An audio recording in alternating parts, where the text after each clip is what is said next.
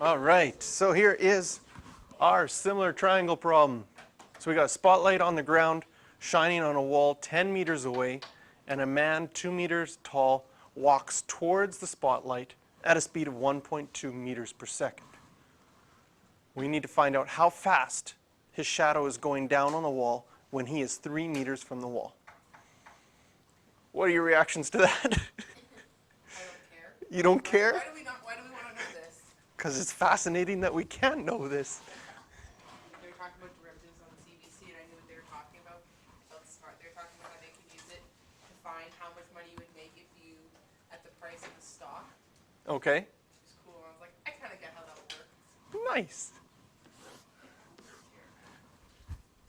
Here's the spotlight. Oh, draw a nice one. And it's shining on a wall, and there's a person here, 2 meters tall. Does that make sense for the shadow on the wall?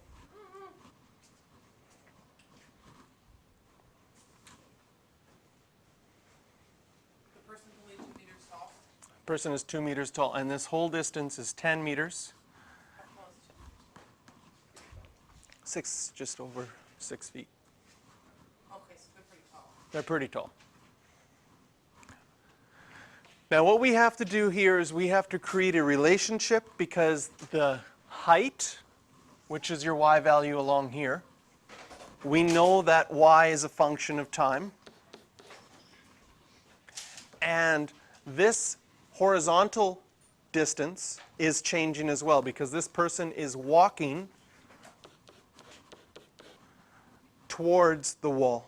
And we know that dx dt is how much x is changing with respect to time. We've got a speed of 1.2 meters per second. Now we do have to label where our x is going to be on here. Okay, we know this whole thing is 10. But we can either make this section here x, and then this section could be 10 minus x. Does that make sense?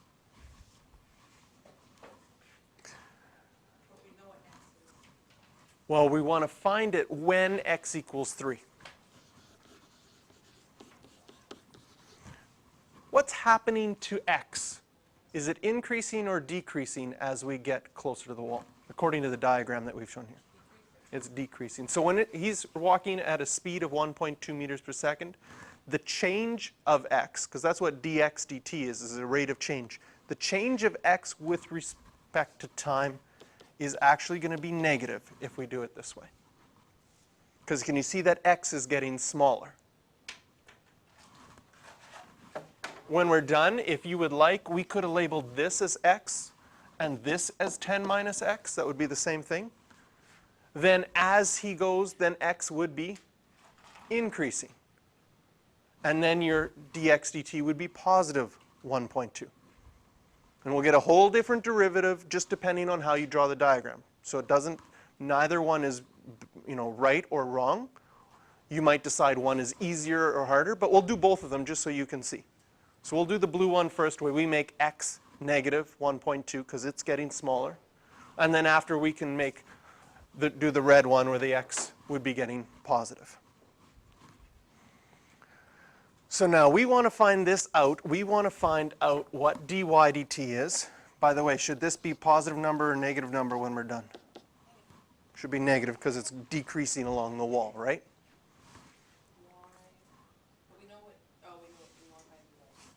That's what we want to find, dy dt, when the x value is 3.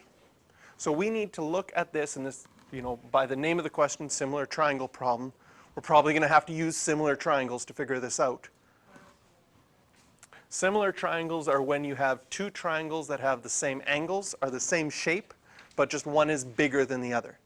Can you see by the person that's standing there that this triangle here is similar to this triangle here? That the smaller one and the bigger one, because this angle will be the same for both of them because it's in both of them. And this one's always 90 degrees. And so because those two angles are the same, the other angles have to be the same too. So the one triangle is just a bigger version of the other one. And because they're similar, the ratios of their sides will be the same. So we can make an equation based on that. Because I know that the 2 over 10 minus x, because that's this divided by that, that's basically your tangent ratio. Your tangent ratio of 2 over 10 minus x has to be the same as y over 10. So this side of 2 over 10 minus x is the same as y over 10, because both of those would be tangent ratios.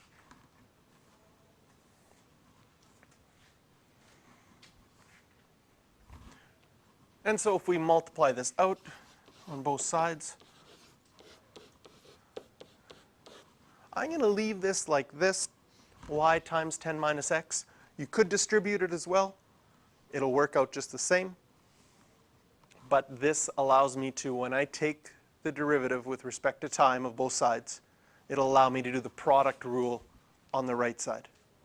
If I multiplied it out, I'd still have a product rule because I'd have x times y. So now we can take the derivative with respect to time of this whole thing. Derivative of 20, 0. Now when you take a product rule, because we have y times 10 minus x, you keep the first one the same. And what's the derivative? Minus 1 with respect to time would be dx dt. Because we're doing the derivative with respect to time with the variable t, not with respect to the variable x. So we do sort of the chain rule. What's the derivative of minus x? You're right, it's minus 1. And then what's the derivative of x? dx dt. Okay? Then you would keep the 10 minus x the same. And what's the derivative of y?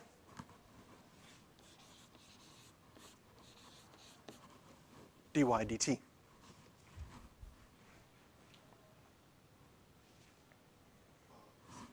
Yes?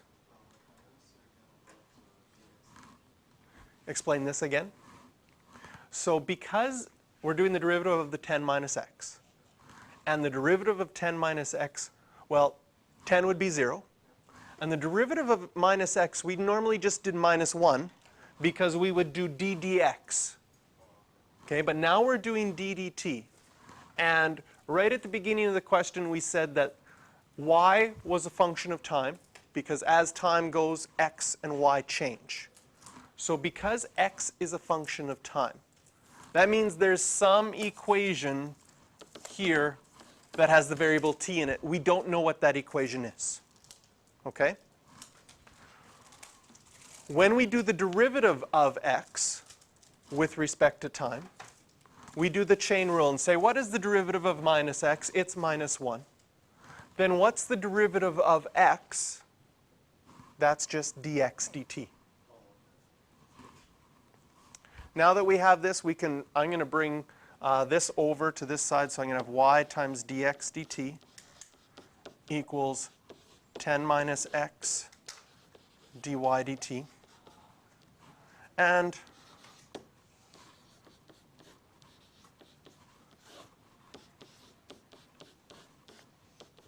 we can rearrange this equation to get dy dt by itself.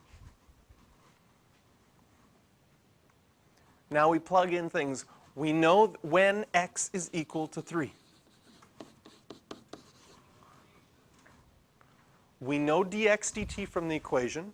We know that x is going to be 3 because he's 3 meters away from the wall. And if we look back at our diagram, we chose the x here in the blue to be that distance. So x is 3. When we do the red one, can you see that x would have to be 7 for that to happen when we do the red one? But for this one, we made x the distance he is away from the wall, so that's going to be 3. And according to our ratio right here,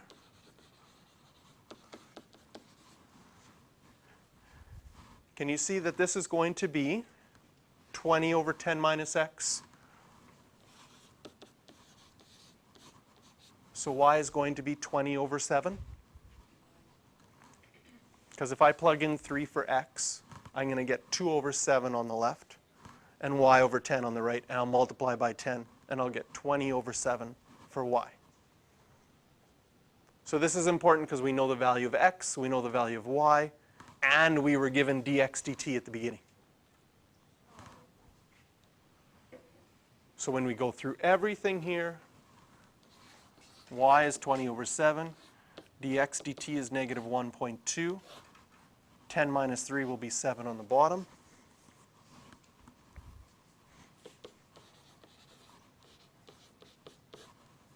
And 1.2 times 20 is negative 24 over 49. Because the 7 would go with that 7 on the bottom. 7 times 7 would give you the 49, and 1.2 times 20 is 24. And this would be, what are units? Go back to the beginning, meters per second. So this is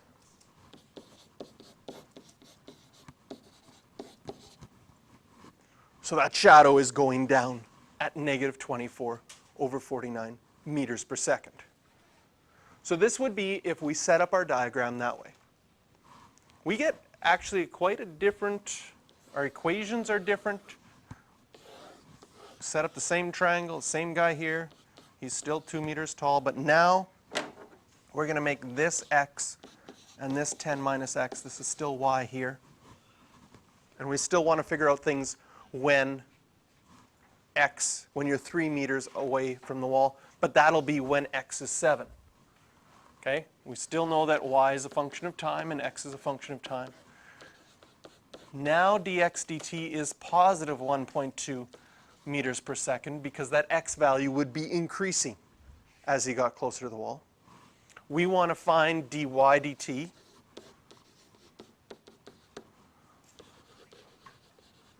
when x is equal to 7. Because when x is equal to 7, that's when you would be 3 meters away from the wall.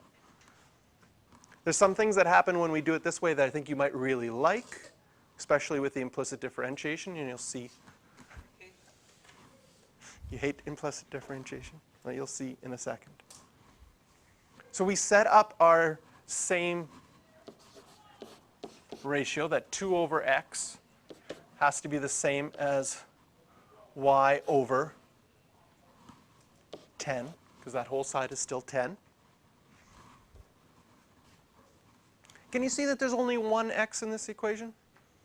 In fact, I could rewrite this equation to get y all by itself as 20 over x, just by multiplying both sides by 10. Or even easier for doing derivatives, 20x to the minus 1. No product rule. The last one I had to use the product rule with implicit differentiation. This one, when I do implicit differentiation, I won't have the product rule. So it might make it a little bit easier. So here's my equation, 20x to the minus 1, and I am going to take the derivative with respect to time of the whole thing. Derivative of y would be dy dt. This might become even more obvious how you do. You multiply in front, right? Negative 20. Did I do that right? Yeah. And then we do the chain rule afterwards, which will be dx dt.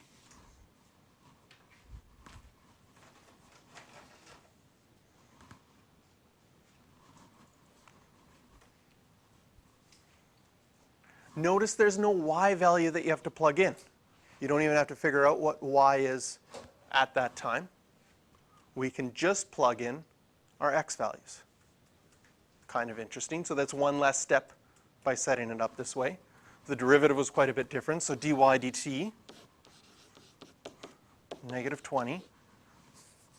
X is And x to the minus 2 would mean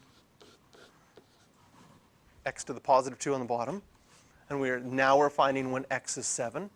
And dx dt is positive 1.2 now instead of negative 1.2. We see that our y value still is going to be negative in the end because that negative 20 out in front.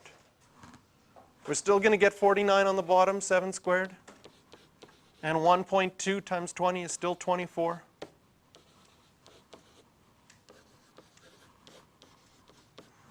And we get the exact same answer. But this diagram, we didn't have to figure out y.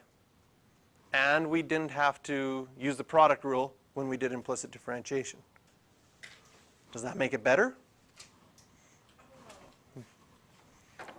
Usually, you try to solve it with whatever diagram you would draw.